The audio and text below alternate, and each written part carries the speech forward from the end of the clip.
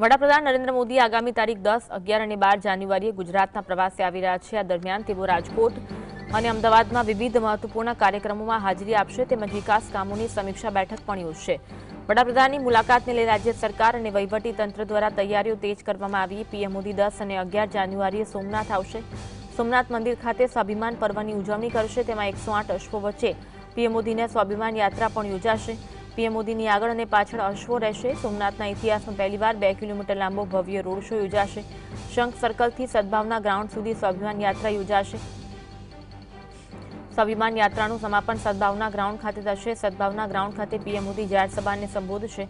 વડાપ્રધાન મોદી ગાંધીનગર મેટ્રોમાં સવારી કરશે। મહાત્મા મંદિર સુધી મેટ્રોમાં વડાપ્રધાન સવારી કરશે। વડાપ્રધાન પોતાના પ્રવાસના બીજા દિવસે અમદાવાદ પહોંચશે, જ્યાં તેઓ સાબરમતી રિવરફ્રન્ટ પર આયોજિત આંતરરાષ્ટ્રીય પતંગ મહોત્સવનું ઉદઘાટન કરશે। આ ઉપરાંત વડાપ્રધાન સાબરમતી આશ્રમની મુલાકાત લઈ ગાંધીજીને શ્રદ્ધાંજલિ પણ અર્પણ કરશે।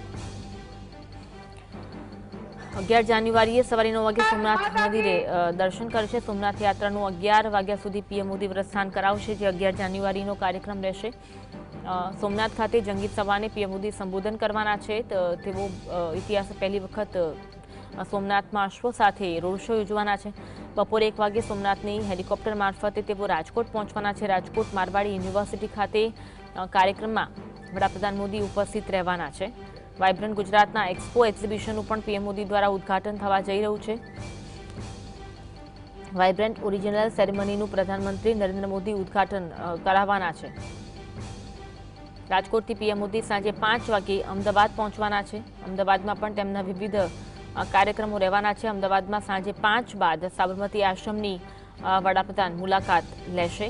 સાબરમતી આશ્રમની બીજી વાર તેઓ મુલાકાત લેશે। પીએમ મોદી રાજભવન ખાતે રાત્રિ રોકાણ કરવાના છે।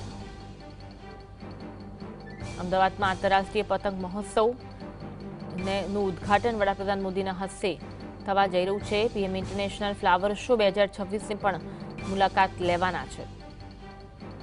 પીએમ મોદી જૂની હાઈકોર્ટથી ગાંધીનગર સુધી મેટ્રોમાં મુસાફરી કરશે।